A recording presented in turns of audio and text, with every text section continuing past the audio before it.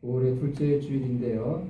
함께 예배드리는 성도님들에게 우리 하나님의 은혜와 또 사랑이 가득 넘치시기를 기도드립니다. 아멘. 오늘 설교 본문은 사도행전 16장인데요. 사도행전 16장부터 사도 바울의 선교 사역에 큰 변화가 있게 됩니다. 그동안은 바울의 선교 사역은 소아시아 지역, 지금의 터키 대륙이었거든요. 이제 바울은 아시아 대륙에서 유럽 대륙으로 건너갑니다. 그 이유와 과정이 16장 6절부터 15절까지 간단하게 기록되어 있습니다. 바울은 드로아에서 환상을 보지요. 마게도냐 사람이 건너와서 우리를 도와달라는 그 환상을 보고 바울 일행은 이제 유럽 대륙으로 건너가게 됩니다. 그 결과 유럽 최초의 교회가 세워지게 되는데 그 교회가 바로 빌립보 교회입니다. 빌립보에서 자주색 옷감 장사를 하는 루디아가 바울이 전하는 복음을 듣게 되고 예수 그리스도를 믿으며 또 그와 그의 온 가족이 세례를 받게 됩니다. 루디아는 바울 일행에게 자기 집을 내어주면서 바울의 복음 선교를 재정적으로 후원하고 마음을 다해 바울의 동역자가 되지요. 그 이후로 빌립보 교회는 바울의 선교 사역을 돕는 동역의 관계를 잘 유지해 갑니다. 오늘 우리가 함께 읽은 본문은 바울 일행이 빌립보에서 복음 사역을 하고 있을 때 일어난 사건을 소개해 주고 있습니다. 바울 일행이라 함은 바울 그리고 실라, 디모데 그리고 누가도 함께 동참한 것으로 이해하시면 되겠는데요. 어느 날 이 바울 일행은 기도처로 가다가 어떤 여종을 만나게 돼요. 바울 일행이 기도처로 향하는 이유는 우리가 앞 단락에서 살펴보았듯이 복음을 전하기 위해서이지요. 이 디아스포라 유대인들은 안식일마다 회당에 모여 예배를 드렸습니다. 그런데 이 빌립보에는 유대인들의 숫자가 적었든지 아직 회당이 없었던 모양이에요. 그래서 이 안식이 되면 기도하는 그 처소가 있었던 모양이에요. 회당이 아니라 그 기도하는 처소에 모여서 예배를 드렸는데 이 기도처를 향하여서 이 바울 일행이 가고 있는 중에 그 중간에 이제 어떤 여종으로 표현되어 있는데 여종을 만나게 됩니다. 오늘 이 본문에 따르면 이 여종에게는 특별한 능력이 있었는데 그 능력은 다름이 아니라 점을 치는 능력이었어요. 우리말로는 이 여종이 점을 치는 귀신이 들렸다. 그렇게 표현을 해주고 있습니다. 이 귀신이라고 표현한 단어, 이 헬라어 단어는 푸뉴마라는 단어인데, 우리말로는 이 귀신으로 번역을 했지만, 다르게 번역을 하면 영입니다. 이 푸뉴마는 영이에요. 이게 푸뉴마는 영인데, 그 앞에 어떤 형용사가 오느냐에 따라서 성령이 되기도 하고 악령이 되기도 하는 거죠. 거룩한 영은 성령인 것이고 악한 영은 이제 악령이 되는 거죠. 우리말로는 귀신이라고 표현을 해서 좀 우리가 이해할 때 잘못 오해할 수도 있는데 이 여종에게는 점을 치는 영이 있는 거예요. 그러니까 우리 예수 믿는 사람들에게 있어서는 성령이 있잖아요. 성령이 우리를 사로잡고 있다라고 한다면 그렇지 않은 사람은 이제 이 여종에게는 이 점을 치는 영이 있어서 이 점을 치는 영이 여종을 사로잡고 있는 거죠. 성령과 반대되는 개념이라고 이해하시면 되겠습니다. 우리는 보통 이 점치는 영, 악한 영은 나쁜 일을 행할 것이다 라고 이제 보통 우리가 그렇게 생각을 해요. 미워하고 속이고 또 훔치고 거짓말하는 이런 일들을 악한 영이 행한다. 이제 우리가 보통 그렇게 이해를 하고 있는데, 그러나 오늘 이 점을 치는 영이 이 여종을 통해서 하는 일이라고 하는 것이 우리가 보통 생각하듯이 그렇게 뭐 나쁜 일을 행하는 그런 거는 아니에요. 점치는 사람을 우리는 보통 점쟁이, 또는 무당이라고 우리는 부르잖아요. 점치는 일을 직업으로 하는 사람이에요. 이 여종은 그 능력이 좀 뛰어났던 모양이에요. 그래서 이 여종에게는 여러 주인들이 있었고 이 여종을 통해서 이 주인들은 많은 돈을 벌게 되었다라고 성경은 기록을 해주고 있습니다. 이 여종이 하는 일은 무엇일까요? 이 왜 사람들은 이 여종에게 와서 점을 치는 걸까요? 요즘에도 뭐 점을 치는 사람들이 많이 있습니다만은 기륭화복, 올해 연초가 되면 점을 많이 보잖아요. 왜 점을 봅니까? 올 한 해의 어떤 운세, 올 한 해 어떤 좋은 일들이 있고 또 어떤 나쁜 일들이 있을까, 또 나쁜 일이 있다라고 한다면 그것을 어떻게 피해갈 수 있을까, 그런 것들에 대한 관심이 사람들에게 많잖아요. 예나 지금이나 사람들은 자신에게 어떤 복이 임할지 또 어떤 나쁜 일이 있게 될지에 대한 관심이 참 많이 있습니다. 어떻게 하면 돈을 잘 벌 수 있을지, 어떻게 하면 또 흥할 수 있을지, 복을 받을 수 있을지, 그런 것에 관심이 많잖아요. 이런 길에 대해서 알려주고 가르쳐주는 사람들이 나쁜 사람들일까요? 사람들은 결코 나쁘다고 생각하지 않습니다. 오히려 이런 일에 관심도 없고 노력도 하지 않고 알려고도 하지 않고 가르쳐주지 않는 사람을 나쁜 사람, 능력이 없는 사람으로 우리가 보통 생각을 합니다. 사람들은 그렇게 생각을 해요. 이게 나의 어떤 삶에 대해서, 나의 어떤 미래에 대해서 가르쳐주고 또 말해주고, 그것을 또 실제적으로 맞는다라고 하면 그런 사람들에 대하여 능력 있는 사람이다라고 이제 생각을 많이 하죠. 그런데 성경에서 말하는 이 점을 치는 사람에 대해서는 어떻게 구약 성경은 이야기해주고 있습니까? 점을 친다거나 또는 그런 어떤 행위에 대해서 아주 단호하게 부정적으로 생각을 하지요. 성경에서 말하는 그런 것과 우리가 보통 생각하는 그런 것들 사이에는 많은 차이가 있는 것을 우리가 보게 됩니다. 오늘 본문에 나오는 여종은 단순히 고대 시대 옛날에 점쟁이나 어떤 무당으로 살아갔던 어떤 특별한 한 사람으로 생각을 하면 안 되고요. 오늘 우리가 이렇게 살아가고 있는데 이 여종은 바로 우리 자신들의 자화상이라 생각할 수 있습니다. 이 여종과 그리고 그의 주인들을 한번 보시죠. 누군가는 이 여종으로 살아가고 있고 누군가는 이 여종의 주인들로 살아가고 있다는 거예요. 이 여종과 주인들의 삶이 어떤 삶인지 우리가 내용을 살펴보면서 확인해 보겠습니다.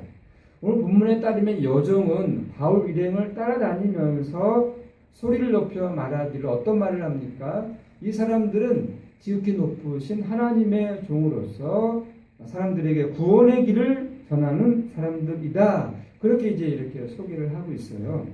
이 여종의 말을 말 그대로 받아들이면 이 바울 일행이 어떤 사람들이고 무슨 일을 행하는 사람들인지 정확하게 여종은 알고 있었다. 그렇게 우리가 생각할 수 있어요. 바울 일행은 이 여종의 말 그대로 하나님의 종으로서 복음을 전하는 사람들이잖아요. 이 여종의 말이 틀린 말이 아닙니다. 맞는 말이죠. 더구나 이 여종은 처음 한 번으로 끝난 것이 아니라 여러 날 바울 일행을 따라다니면서 똑같은 말 그리고 똑같은 행동을 반복해서 했다고 합니다. 이 여종이 왜 바울 일행을 따라다녔고 왜 이런 말을 했는지에 대해서 본문은 분명하게 우리에게 말해주고 있지 않아요. 그리고 여종의 이런 말과 행동 때문에 바울은 고통을 받았다고 합니다.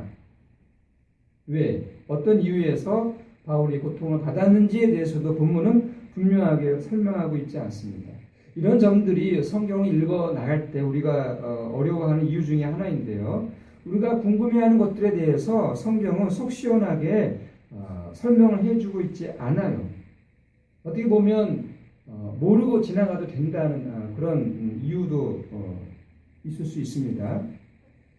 우리가 성경을 읽어 나갈 때 그 행간에 숨어 있는 이런 것들을 우리가 잘 살펴보아야 하는데 우리는 그때마다 성령의 도우심을 받아야 합니다. 우리가 무슨 말을 할 때는 어떤 행동을 취할 때는 반드시 이유와 목적이 있는 거예요. 그냥 말하거나 그냥 뭐 아무런 목적도 없이 행동하는 사람은 없습니다. 이 여정이 한 번으로 끝나지 않고 여러 날 바울 일행을 따라다니면서 똑같은 말, 똑같은 행동을 취했다라고 하는 것은 거기에는 반드시 이유와 목적이 있다는 거지요. 이 여정은 점을 치는 사람이죠. 점을 치는 사람에게 있어서 그녀의 관심은 무엇일까요? 점을 치는 능력을 유지할 뿐만 아니라 그 능력을 더욱 확대하는 것이겠죠. 자신의 능력을 발전시키는 것에 관심이 많았겠죠. 그런 기회가 온다면 그 기회를 놓치지 않을 것입니다. 이 여정은 바울 일행을 따라다니면서 그런 어떤 가능성, 이 바울 일행을 통해서 이 점을 치는 능력에 대한 또 도움, 자기가 지금 일을 하고 있는 그런 것에 도움을 받고자 했고 그런 가능성을 아마 포착했던 것 같습니다. 호감을 가질 수밖에 없겠죠. 관심이 가게 되겠죠. 바울 일행에 대해서 아주 우호적인 발언을 합니다. 지극히 높은 하나님의 종이다. 이 사람들은 구원의 길을 우리에게 전하는 사람들이다. 상대방을 인정해주면 많은 것들을 얻을 수 있을 것이라고 생각했겠지요. 이런 관점에서 여정은 바울 일행을 따라다닌 것은 아닐까 생각해 봅니다. 자신에게 도움이 되는 일이라면 무슨 일도 할 수 있는 것이 또 사람이기 때문에 이런 관점이 아주 터무니없는 것은 아닙니다. 이 여정은 자신의 능력을 발전시키고자 하는 목적으로 바울에게 접근했을 것으로 해석할 수 있어요. 점치는 능력을 더욱 향상시킴으로써 더 많은 사람들이 자신을 찾게 될 것이고 그러면 자신의 명성도 올라갈 것이고 더 많은 수입도 보장받을 수 있겠죠. 사람이라면 이런 마음을 갖게 되는 것 자연스러운 일입니다.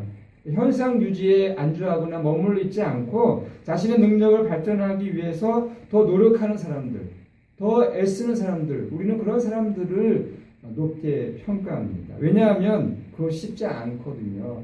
자신의 능력을 발전시키기 위해서는 노력도 기울여야 되고요. 인내해야 되고요. 참아야 되고요. 기다려야 되고 또 용기도 필요한 이런 많은 에너지들이 들어가야 좋은 결과를 얻을 수 있기 때문입니다. 여정이 만약 이런 관점에서 행동한 것이라고 한다면 칭찬받아 마땅해 보이죠. 자신의 능력을 향상시키고 발전시켜서 더 많은 사람들을 돕고 그 대가로 자신의 명성도 올라가고 주인들의 수익도 올라갈 수 있기 때문입니다. 그런데 바울은 이 여정의 말과 행동에 대해서 고통받았다고 성경은 기록하고 있습니다. 왜 바울은 고통을 받았을까요? 복음의 사람, 이 바울이 보기에 이 여정의 삶, 이 여정의 행동은 결코 하나님이 기뻐하시고 하나님이 원하시는 삶이 아니었기 때문입니다. 보통 사람들 입장에서 보면 칭찬해주고 더 격려해줘야 되는 그런 행동 아니었을까요? 그런데 바울에게는 고통이었어요. 여정이 자신의 점치는 능력을 발전시키면 발전시킬수록 그녀의 삶은 하나님으로부터 복음으로부터 더 멀어지기 때문이죠.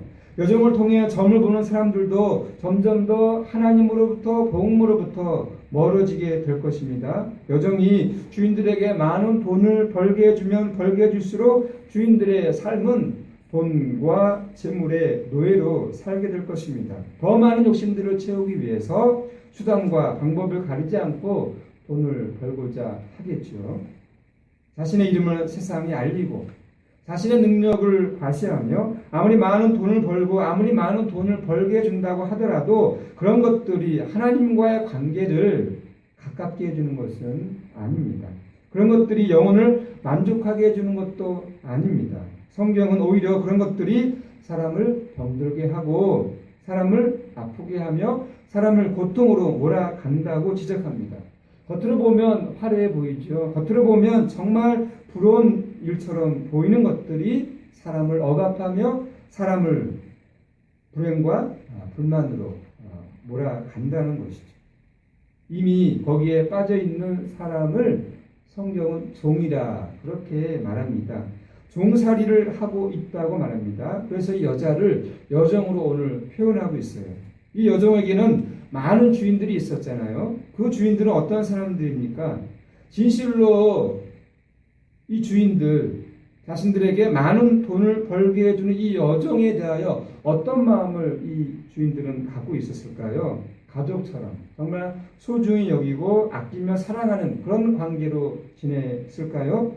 이 여종을 통해서 많은 사람들이 건강하게 살고 행복하게 살기를 바라는 그런 관점에서 살아갔을까요? 이 주인들은요. 진실로 여종을 사랑으로 대하며 인격적인 관계를 맺고 있을까요? 그렇지 않다고 봅니다. 주인들은 돈벌이의 수단으로 이 여종을 단지 고용했을 뿐입니다.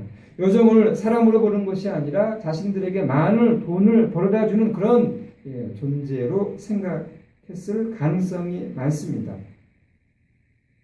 또한 이 여종 안에 있는 것이 무엇입니까? 점을 치는 영이라고 성경은 말하잖아요. 그러니까 이 여종은 밖으로는 주인들로부터 그리고 자신 안에서 이 점치는 영으로 말미암아 억압받고 있는, 지배를 받고 있는, 거기에 헤어나오지 못하고 살아가고 있다는 것이죠. 여종에게는 자신을 소중한 사람으로가 아니라 돈벌이의 수단으로 이용하는 주인들이 있을 뿐이고, 또한 점을 치는 영이 그녀의 영혼을 사로잡고 있다는 것이죠. 여종은 자신의 힘과 능력으로는 도저히 그 주인들로부터 그리고 점치는 그 영으로부터 벗어날 수 없고 끊을 수 없는 거죠. 이런 상태를 이끌어서 성령이 없는 상태, 하나님의 말씀이 없는 상태, 그리스도가 없는 상태, 진리가 없는 상태라 이야기합니다. 그러므로 속박이고 그러므로 종으로 살아갈 수밖에 없는 거죠. 그러므로 얼마나 불쌍합니다. 이 여정으로 말미암아 고통을 받은 바울의 심정이 이해가 되십니까? 그래서 바울이 점치는 영을 향하여서 선포하고 명령합니다. 예수 그리스도의 이름으로 내가 내게 명하노니 그에게서 나오라. 아마도 바울은 이 여종과 긴밀한 관계를 맺고 있는 이 주인들이 마음에 걸렸을 거예요. 첫날에 만났을 때 이 여종을 향하여서 예수 그리스도의 이름으로 명하노니 나오라고 그렇게 명령했을 법도 한데 여러 날 고통을 줬고 이제 선포하지 않습니까? 아마 거기에는 그만한 이유가 있었을 수도 있습니다. 이 여종으로부터 이 점치는 영을 나오게 했을 때에 이 주인들이 가만히 있지 않겠지요. 이 여종을 통해서 많은 이득을 얻었는데 만약에 그런 일을 행하게 하였을 때에 이 주인들이 가만히 있지 않겠지요. 바울의 이 선포와 명령은 이 여종 안에 있는 이 점치는 영을 나오게 했을 때에 바울 일행이 당할지도 모를 어떤 피해나 어떤 핍박조차도 감당하겠다라고 하는 그런 전제하에서 선포하고 명령한 것입니다. 이 여종의 주인들과는 얼마나 대조적인 모습입니까? 여종들은 이 주인들은 이 여종에 대하여 어떤 인격적인 가족과 같은 그런 어떤 인간적인 관계를 떠난 단지 자신들의 배를 배부르게 하는 그런 수단의 관점에서만 이 여종을 보았다라고 한다면 복음의 사람 이 바울은 이 여종을 사람으로 보았다는 거죠. 사람으로 보았다는 것입니다. 예수 그리스도의 이름으로 명하노니 예수 그리스도의 말씀이 무엇입니까? 사람을 사람으로 본다는 거죠. 우리 사람들은 사람을 사람으로 보기보다는 목적으로 보기보다는 수단과 방법으로 보는 경우가 참으로 많은데 복음의 사람 바울과 그리고 우리를 바라보시는 예수 그리스도는 우리를 사람으로 본다는 것입니다. 천하를 얻고도 생명을 얻지 못한다면 구원을 받지 못한다면 그 천하의 부귀영화가 무슨 소용이 있습니까? 주인들은 사람이 아닌 돈을 보는 것에 모든 관심을 갖고 있었지만 바울은 이 여종의 생명 그것을 보았습니다. 점치는 영 때문에 속박 가운데서 살아가는 여종을 본 것이죠. 겉으로 보면 화려하고 또 이렇게 인정받는 그런 삶일 수도 있지만은, 그러나 영적인 관점에서 보면 이 여종의 삶은 죄와 죽음 가운데 있는 그런 삶인 것입니다. 점을 치는 행위와 또는 점을 보는 행위에 대해서 성경은 부정적인 입장을 취한다라고 앞에서 말씀드렸잖아요. 왜냐하면 이 점을 치는 행위는 어떤 미신, 그런 것만을 의미하는 것이 아니라, 점을 치는 행위는요, 인간의 지식과 경험을 축적한 것이잖아요. 그냥 점 보는 사람들도 그냥 자기 감정이나 자기 어떤 아무렇게나 점을 보는 게 아니에요. 그동안에 인간이 살아오면서 겪고 경험하고 또 쌓아 올린 지식을 근거로 해서 점을 치는 거예요. 인간의 사고와 행동에 근거를 두고 있는 것이죠. 거기에는 하나님이 개입할, 하나님이 간섭할 그 어떤 것도 두지 않습니다. 모든 일을 풀어가고 해결함에 있어서 인간의 능력, 인간의 지식, 인간의 경험을 중심에 놓고 있다는 것이 점을 치는 행위의 핵심입니다. 하나님의 도움이 필요하지 않는 거죠. 사람들이 보기에는 아무리 뛰어난 능력이라고 생각을 하겠지만, 영적인 관점에서 보면 이것이 바로 죄 가운데 있는 것입니다. 그래서 바울은 먼저 이 여종을 죄 가운데서 벗어나게 해주는 것에 초점을 두고 행동을 합니다. 이 행동은 자신이 당할지도 모르는 불이익을 염두에 둔 행동이지요. 이 여종의 능력을 빼앗은 장본인이 바울 일행이라는 사실을 알게 될 경우에 이 여종의 주인들이 어떻게 나올지는 불을보듯 분명한 것입니다. 오늘 본문을 통해서 우리가 교훈을 삼아야 할 것은 무엇입니까? 영적인 통찰력과 분별력이 필요한데요. 이 영적인 통찰력과 분별력이라고 하는 것은 다른 것이 아니라 사람을 소중히 여기는 것입니다. 사람보다 소중한 것은 없지요. 그런데 세상은 어떻습니까? 사람이 소중한 것이 아니라 사람 주변에 있는 것들을 소중하게 봅니다. 집이나 차나 돈이나 그가 소유하고 있는 것들, 또는 그가 또 얻고 있는 어떤 자리나 스펙들을 중요하게 보지요. 그것들을 기준으로 해서 사람을 평가합니다.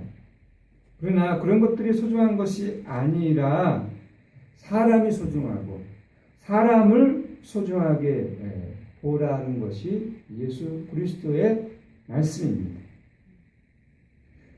예수 그리스도는 그렇게 우리를 보신다라고 하는 거죠. 세상은, 그리고 세상 사람들은 사람 주변에 있는 것들을 통해서 사람을 평가하고 재단하지만은, 예수 그리스도는 우리를 영혼으로, 생명으로 보신다라고 하는 것입니다. 우리에게는 너무나 많은 주인들이 있어요.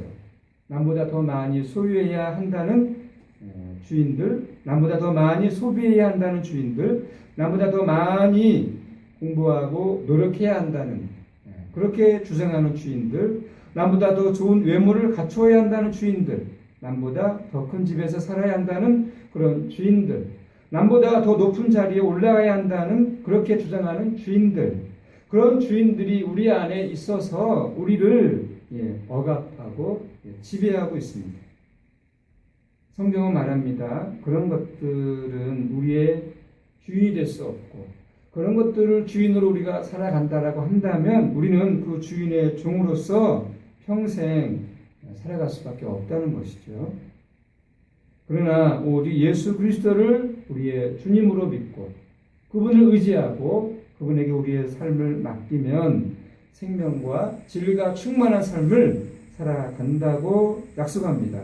하나님의 나라가 너희에게 임한다고 말씀하고요. 하나님이 함께 하시는 삶, 하나님이 책임지시는 삶을 살게 된다 말씀합니다. 사랑하는 성도 여러분, 어떤 삶을 살고 싶으신가요? 사람들로부터 인정받고 박수를 받으며 살고 싶으신가요? 아니면 하나님으로부터 인정받고 칭찬받는 그런 삶을 살고 싶으신가요? 우리는 의지를 다해서 하나님의 인정과 칭찬을 받는 일에 모든 관심을 기울여야 합니다. 그것은 다른 것이 아니라 예수 그리스도를 마음에 두고 그 예수 그리스도를 우리 마음의 주인으로 모시면 가짜 주인들은 다 떠나가게 됩니다.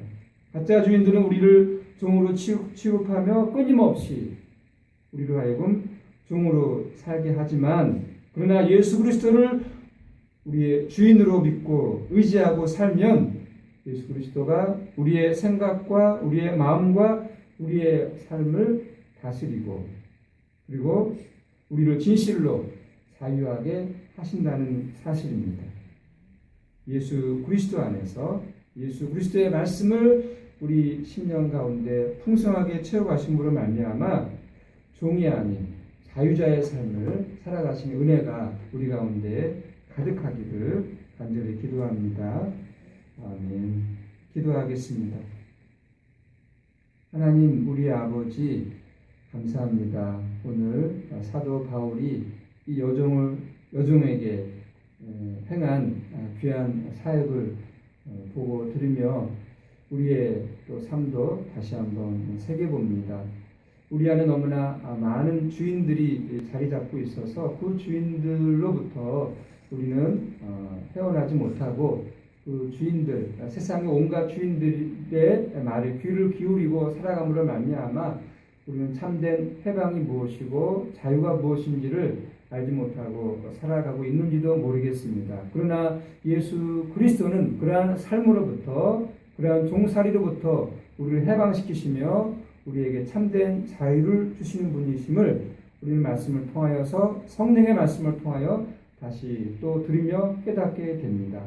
하나님, 우리를 얽매이고 있는 모든 억압과 또 모든 핍박으로부터 진정 우리를 자유하게 하시는, 우리에게 참된 생명과 또 참된 능력을 주시는 우리 주 예수 그리스도를 주님으로 믿고 섬기며 살아가는 우리 하루하루가 되게 하여 주시옵소서. 감사드리며 예수님의 이름으로 기도드립니다. 아멘.